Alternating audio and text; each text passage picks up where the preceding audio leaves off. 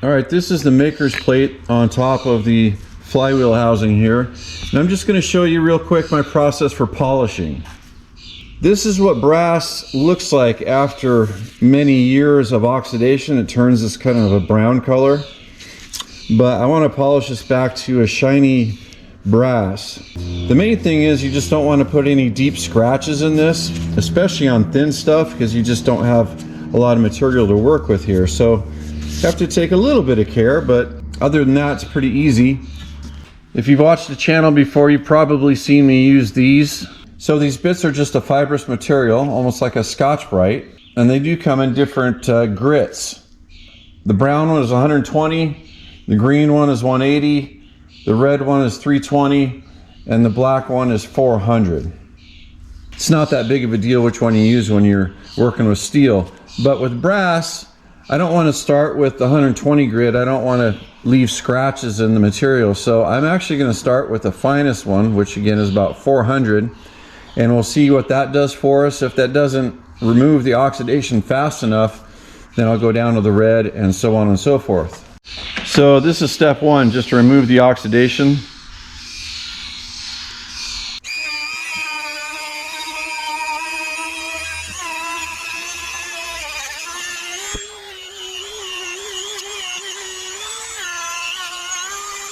So you can see that 400 grit did a pretty good job and didn't leave any significant scratches at all. You can also affect what you're doing by the amount of pressure that you're putting on your work. You know, you can press hard or just give it a lighter touch. I'm going to do this area one more time with a lighter touch, and then we'll move on to step two.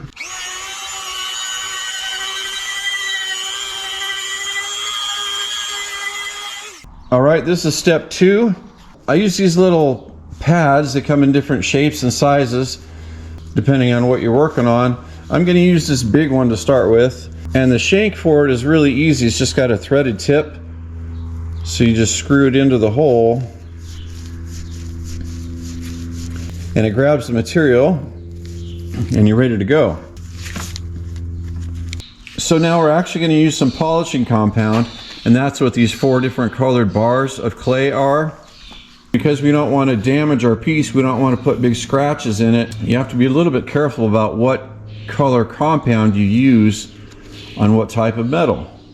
The red, this is the one I use the most. It's better for softer metals like copper and brass, gold and silver and that kind of thing. White is also for soft metals, but it's a little bit more coarse than the red. Red is a little bit finer than that. So for the brass stuff, you can see it cleans up pretty quickly and pretty easily. So I've never found it necessary to use the white stuff. But there may be a time when it's more appropriate to start with the white stuff and then switch to the red. But this is pretty thin stuff. I'm just going to start out right with the red stuff. And just for your information, these two over here, the brown and the black, are more for the harder type metals, for steel, stainless steel. Kind of have the same thing going on here as we do here. The black is more coarse than the brown, just like the white is more coarse than the red over here. So I'm actually going to put these two back away because we're not going to use these today.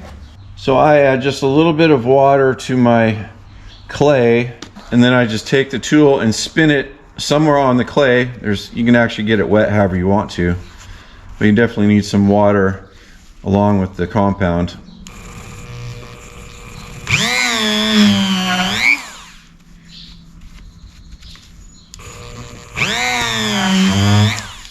So we end up with compound coated on our bit, and then I've just taken some of this water and wiped it all over our piece, and we're ready to start polishing. I'm just going to start over here and work our way this way.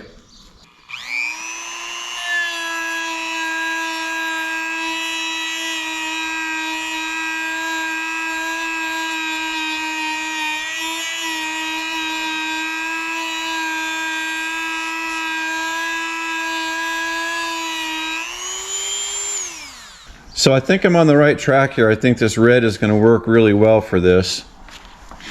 So I'm going to keep going here. So we'll get a little bit more compound on the bit. And we'll make sure that we got some water on our piece.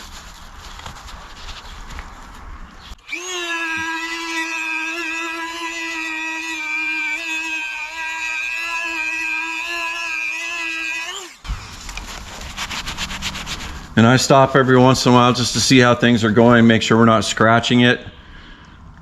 And just rinse and repeat here over and over until you're done. And then when this part is done, we move on to step number 3.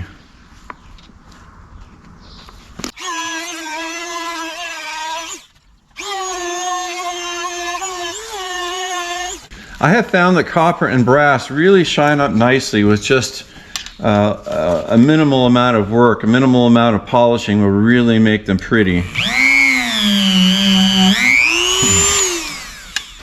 And when I'm done with that step, I like to get everything nice and dry and then take a really good look at it. I hope you guys can see on camera how nice that looks. I mean, I can see my reflection in it. All right, this is step 3. This is the last step in my process. This is Blue Magic Metal Polish Cream. I got this, I think at AutoZone like maybe 4 or 5 years ago, just pulled it off the shelf randomly, and I absolutely love this stuff. So this stuff is still a polish, but it's not like this. It's not as coarse as the compound is. This is much more fine, and that's what it looks like. You can see how much I've used. I've almost used the whole container already on other projects. The directions say to make sure it's mixed up well, and then get it on a clean cloth. Wipe it on your piece until the stuff turns black or dark. I like to leave it on there for just a couple minutes and then come back with a new rag, a clean dry rag, and wipe the stuff off, and that's all there is to it. So let's get some on the end of the rag here. And we'll start wiping it on until it turns that dark, almost like a black.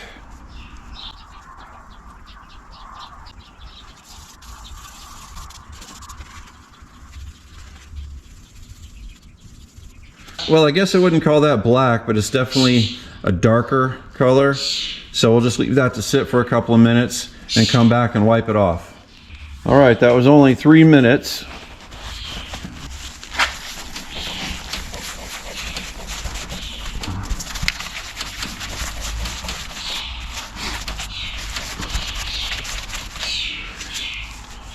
It will turn your rag black, and when that happens, you want to find a clean spot on the rag and keep going. See, it's still turning it black, so we'll find another clean spot.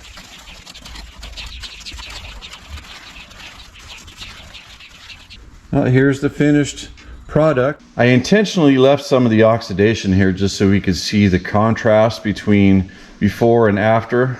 Like I said before, brass really polishes up nicely, but the problem with brass is it will always begin to tarnish again. Now, to get to this level of oxidation, I really don't have any idea. This may have taken 20 years, it may have taken 30 years, it might have taken 50 years. And just to give you some idea here, I have this antique Pyrene fire extinguisher. It's in very good condition, and the whole thing was just as brown as this. And it was about 8 years ago, right after I got it, that I cleaned it and polished the whole thing to a shiny finish, just like our new piece is here. And you can see that it's already beginning to oxidize. It's certainly not bad yet, but it isn't as clean and shiny as this piece is here, right? So again, this is after about 8 years. So if you want to keep your brass looking nice all the time, you're probably going to have to polish your stuff every couple of years. Now for another example, let's look at my 1914 Ford right here. You can see the brass on it has not been polished in a very long time compared to our new piece. Anyway, for this car, I happen to like the oxidized brass look. And I understand some people don't like this look at all. Some people with these brass cars like to keep them perfectly shiny all the time, all the brass, always polished.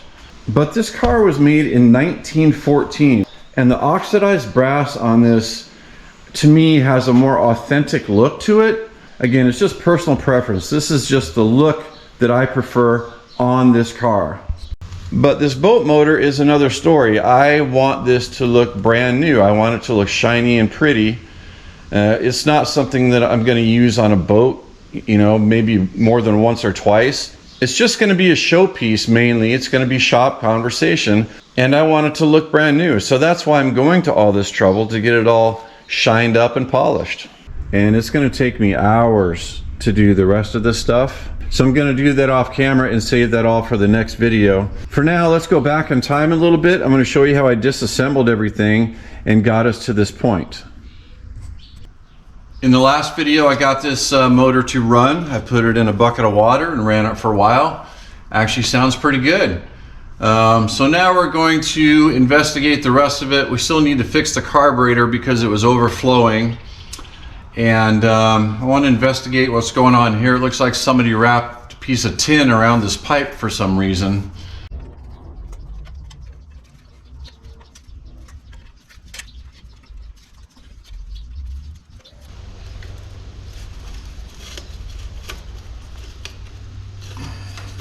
Holy cow. Oh my goodness. Look at this, guys. Why would somebody do that? That is just absolutely terrible. Yeah, the exhaust comes out down here. You don't need it to come out up there. That's the only thing I can think of. Somebody drilled a bunch of holes for the exhaust.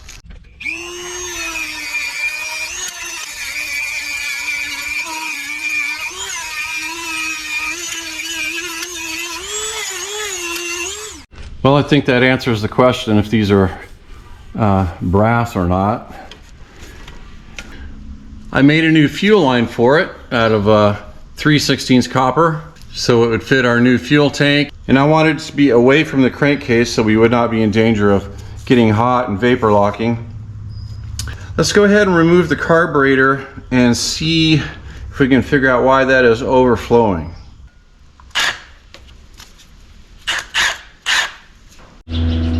Get this handle out of the way for now.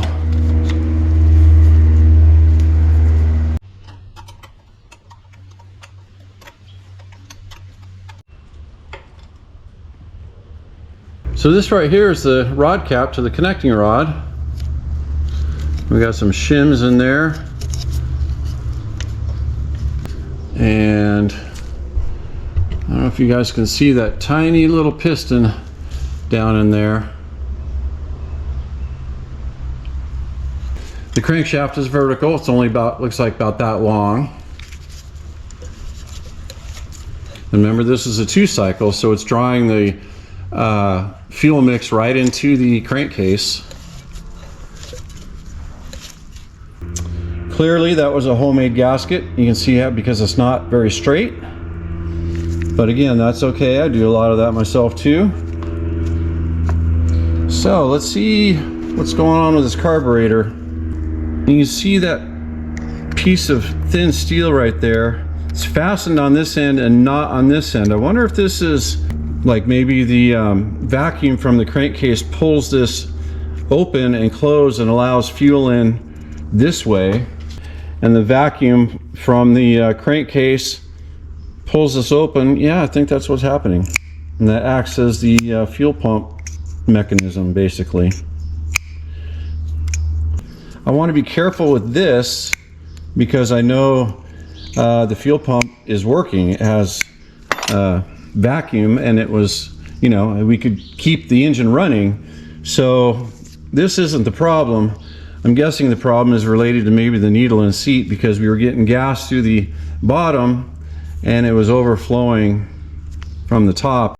I think this must be the air fuel mix needle, so we're going to take this out and get it out of the way.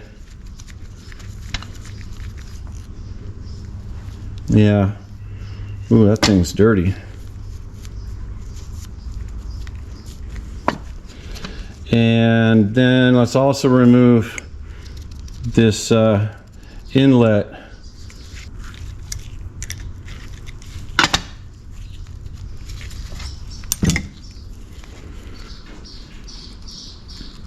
Oh, I see. tiny little screen in there that acts as kind of a fuel filter. All right, let's get the top of the bowl off.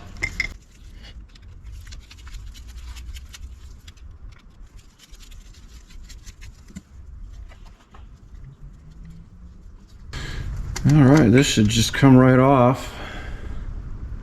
There's no gasket there. You'd think there should be a gasket between these two metal surfaces right there, right? Between there and there. You think that's all that was wrong with it? I don't know. There's the float. Looks like a piece of cork. Let's take this plug out from the bottom. Oh, it's a tiny little plug. I put the air mix needle and the inlet back in. I'm going to hold my thumb over the opening and pour some water in the bowl and see what the float does.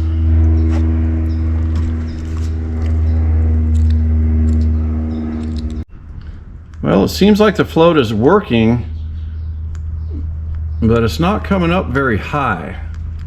I don't know if that's the way it's supposed to be or not. Well, the float seems to be working. I just don't know if it's cutting off the fuel when it gets all the way to the top or not. So before we get too crazy with the seat down there, I made a gasket for this top lid. I'm not sure if this is supposed to have a gasket or not, but it seems like it should. So we're going to try a gasket there. I put gas oil on all the threads, there, and there. And I'm just going to go put it back on the motor, and we'll turn on the fuel and see if it leaks or not. All right, I've got the carburetor back on the motor. I've got my fuel line on and tightened down. So let's just turn on the fuel, see if we get lucky here. The carburetor was pretty clean on the inside actually, so if this works and it does not leak, then we don't have to do anything more to the carburetor. All right, fuel is coming on.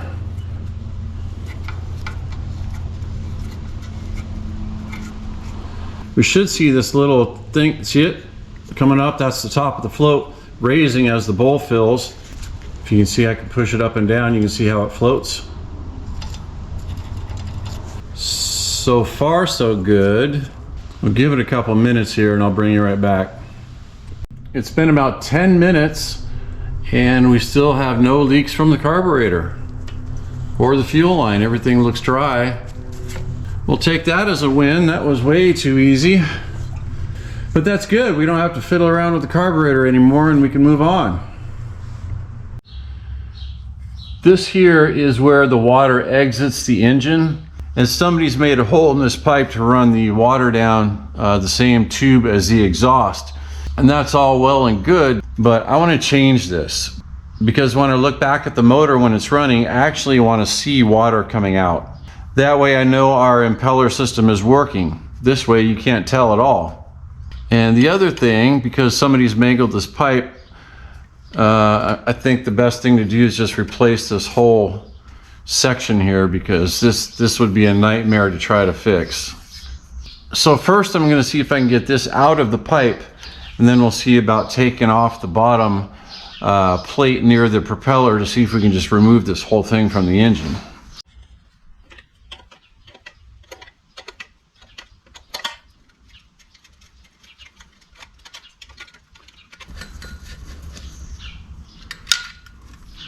Stainless steel, that's cool.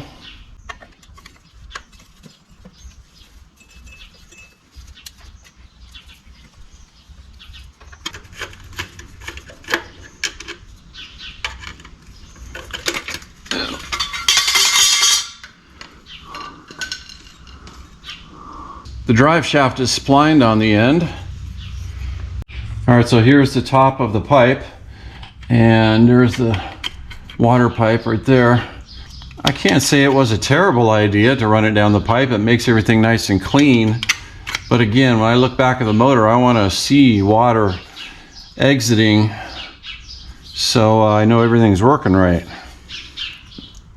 This looks like the only factory hole on the pipe to me, this oval at the bottom where the exhaust comes out. And then it's got a little notch right there. Yeah, because there's a little notch in the plate where it rests. So it sits in there like that. And here's how the impeller works. It's just got some fins on the bottom of this little plate that's connected to the drive shaft. That's how it draws the water up. And like I said before, the water goes up this tube right there. So when it spins inside this plate down here, the water doesn't really have any place to go except up this shaft. So that's all there is to it. And the bottom is splined as well, just like the top is. This here is also clearly custom made, so I think we can do something a little bit better than that. So I'll just take this off and throw it away and see if we can make something that looks a little bit nicer. Well, I can't get that plate off on the bottom. It's either threaded on there or it's just corroded and stuck. So I think we're going to tackle this from the top, see if I can get this whole tube out of the engine, and then maybe we can have better luck on the bench.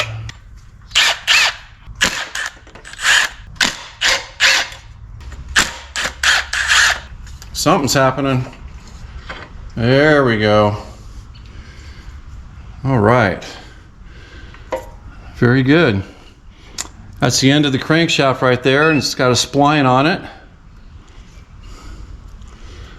Well, I've changed my mind on this. I cannot get that plate off the bottom, and I cannot get this off the top. The top has a little custom bushing that the bottom of the crankshaft rides in, and this bushing looks like it's in really good condition. The tube itself is a little bit bent, you can see, but other than that, everything works, everything is there. So I'm not going to mess with this. I'm just going to leave it all attached and just do my best to polish it up. Here's the other stuff on the bench. I need to straighten this tube or replace it, not sure, but the drive shaft is good, the propeller is good. We need to put a new fin on it. The motor runs good. I'm not going to get into the motor. I think we fixed the carburetor, so I'm just going to polish all this up and paint the body of the engine, and I'm not going to disassemble the engine. It just doesn't need it. Now I'm going to attempt to coat the inside of the fuel tank. I've had a brand new can of red coat on my shelf for a couple of years now. I got this in the pile of parts that came with that Alice Chalmers WD-45 that I got. The instructions basically say to make sure that the inside of the tank is perfectly clean and perfectly dry. And I've got a piece of tape on the bottom of it over the outlet hole. And basically it just says to pour the red coat inside the tank, then put the lid on, and then you rotate the tank, you know, upside down and backwards in all different ways, so the coating gets on the entire interior surface. And then you pour out the excess, and then remove the tape and remove the cap and set it somewhere to air dry for at least 24 hours. I've never used this stuff before. The directions seem pretty straightforward, so let's give this a try. I've already got the tank prepped, and I think we're just about ready to pour it in. I'm going to try to do this whole operation over my garbage can here, just in case we spill. I don't want this stuff getting all over.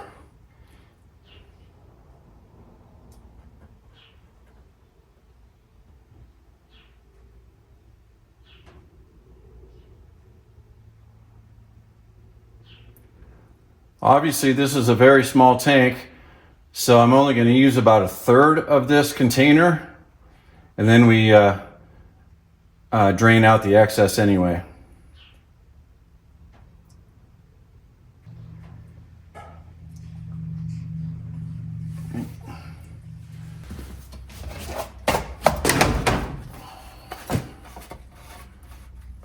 Okay, so we're just gonna do this.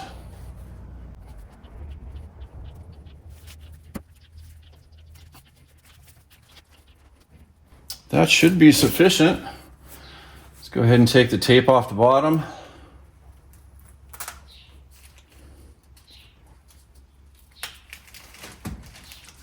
This stuff is kind of sticky, so it's pretty much going to stick wherever you got it.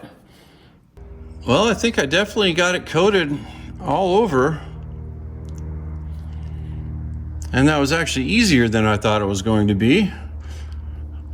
It'd be more difficult with a full-size tank, of course, but it's pretty easy with this little one. Anyway, it's just about done draining now. It's just a couple of drips are still wanting to come out, but we're just going to leave this set like that on this piece of cardboard for probably solid 2 days. And make sure you do this in a well-ventilated area because it does have a strong smell to it. But anyway, we'll let this sit and I'll bring you back in 2 days. Well, as things go, it's been about 4 days since I put the red coat in here, and she's good and dry, that's for sure. And it really did a good job of coating the entire thing. And the reason for the red coat is twofold. Number one, it will prevent the interior of the tank from corroding any further. Remember, this tank is, roughly 90 years old or something like that. This one happens to be aluminum, so it's not going to rust, but aluminum still does corrode over time. So this red coat will prevent the interior of the tank from corroding, hopefully. And number two, if there were any like really tiny pinholes in here that we missed, the red coat will actually fill all those in. And here's a close-up of the red coat. I intentionally left a couple puddles outside the tank so we could see what it looked like when it dried. And this stuff has the consistency of like a floor vinyl. It's pretty tough. That's definitely going to fill in pinholes if you have them. Another piece I have replaced. This is the tubing that draws water up from the impeller to the engine. This is the engine side and this is the impeller side. It's on the bottom. I thought this might be stainless at first, and then I rubbed it a little bit with some polish and this coating came off. So this is just some kind of a coated copper, and it's a little bit bent, it's a little bit crusty, and it's not gonna really shine up the way I want it to match the rest of the stuff on this engine. So I found this piece at the AutoZone. This is, I don't know what it was intended for, but it's 5/16. And this is I don't know if it's a nickel plated, but it's some kind of a combination between copper and nickel. So it doesn't have that same copper color like that. And it's not like a shiny chrome steel color either. It's kind of in between. It's depending on how the light is, it almost looks like a rose gold or a silverish copper. So I think these two pieces are going to accentuate themselves. I think they're going to look really nice next to each other. All right, I've got my replacement brass tube to replace this one that's all mangled. I've already got it cut to length, and I got this at McMaster-Carr. I'm sure most of you guys know about McMaster-Carr, but if you don't, check it out. They've got just about anything you could need as far as hardware, materials, supplies. Anyway, this tube has the exact same outer diameter, which is 1 inch, as this one. The only difference is it's a little bit thicker. I got the thinnest one they had. You can see how thick it is versus the original.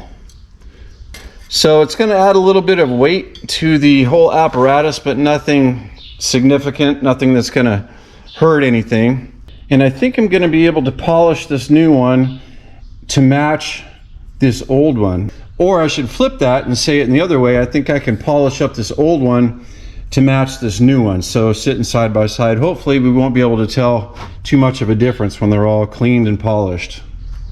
So like I said, I've got it cut to length, but now I have to replicate this hole where the exhaust comes out and also this little notch right here. So I've already started the process. I've got 2 spots here punched and ready to be drilled. I'm going to drill those out and work my way up to this diameter, and then I think I'll take a straight cutting tool and cut in between, and hopefully it'll turn out pretty much like that.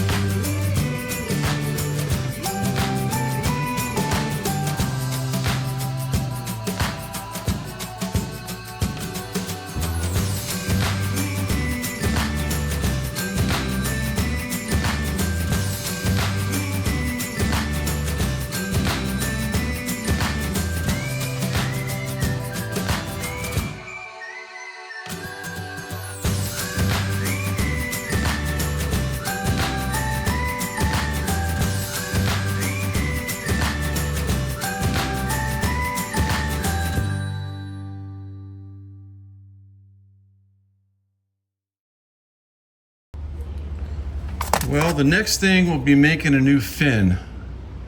This is what was on there before. Obviously this is homemade. It was on like that.